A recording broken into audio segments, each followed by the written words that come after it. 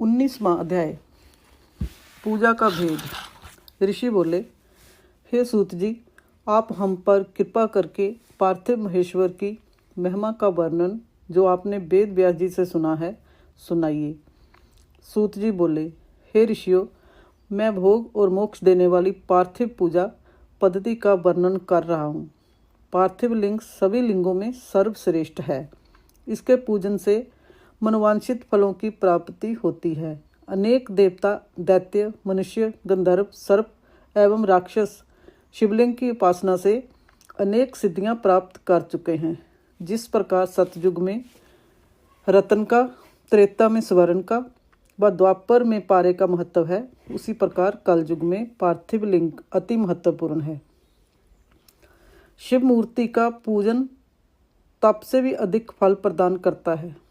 जिस प्रकार गंगा नदी सभी नदियों में श्रेष्ठ एवं पवित्र मानी जाती है, उसी प्रकार पार्थिव लिंग सभी लिंगों में सर्वश्रेष्ठ है। जैसे सब व्रतों में शिवरात्रि का व्रत श्रेष्ठ है, सब दैवी शक्तियों में दैवी शक्ति श्रेष्ठ है, वैसे ही सब लिंगों में पार्थिव लिंग श्रेष्ठ है।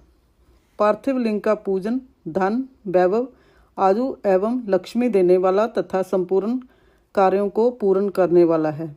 जो मनुष्य भगवान शिव का पार्थिव लिंग बनाकर प्रतिदिन पूजा करता है, वह शिवपद एवं शिवलोक को प्राप्त करता है। निष्काम भाव से पूजन करने वाले को मुक्ति मिल जाती है। जो ब्राह्मण कुल में जन्म लेकर भी पूजन नहीं करता, वह घोर नरक को प्राप्त करता है। 20वां अध्याय। पार्थिव लिंग पूजन की विधि। पार्थिव लिंग की श्रेष्ठता तथा महिमा का वर्णन करते हुए सूत जी ने कहा, हे श्रेष्ठ महर्षियों, वैदिक कर्मों के प्रति श्रद्धा भक्ति रखने वाले मनुष्यों के लिए पार्थिव लिंग पूजा पद्धति ही परम उपयोगी एवं श्रेष्ठ है तथा भोग एवं मोक्ष प्रदान करने वाली है। सर्वप्रथम सूत्रों की विधि से स्नान करें।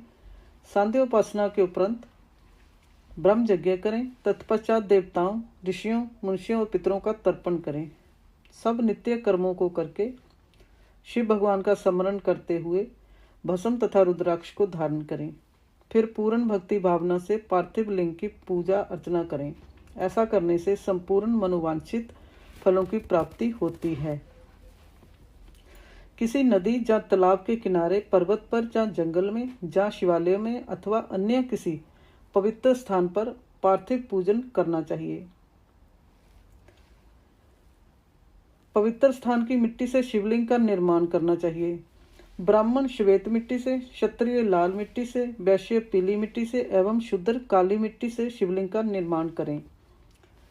शिवलिंग हेतु मिट्टी को एकत्र कर गंगा जल से शुद्ध करके धीरे धीरे उससे लिंग का निर्माण करें तथा इस संसार के सभी भोगों को तथा संसार से मोक्ष प्राप्त करने हेतु पार्थिव लिंग का पूजन भक्ति भावना से करें। ओम नमः शिवाय मंत्र का उच्चारण करते हुए समस्त पूजन सामग्री को एकत्र कर उसे जल से शुद्ध करें। भूसी मंत्र द्वारा क्षेत्र की सिद्धि करें, फिर जल का संस्कार करें। स्फटिक शिला का घेरा बनाएं तथा क्षेत्र शुद्धि करें। तत्पश्चात शिवलिंग की प्रतिष्ठा करें तथा वैदिक रीति से पूजा उपासना करें। भगवान शिव का आह्वान करें तथा आसन पर उन्हें स्थापित करके उनके समक्ष आसन पर स्वयं बैठ जाएं।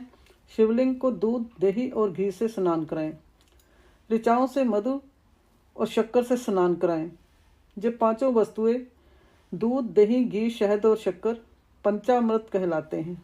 इन्हीं वस्तुओं से लिंग को स्नान कराएं।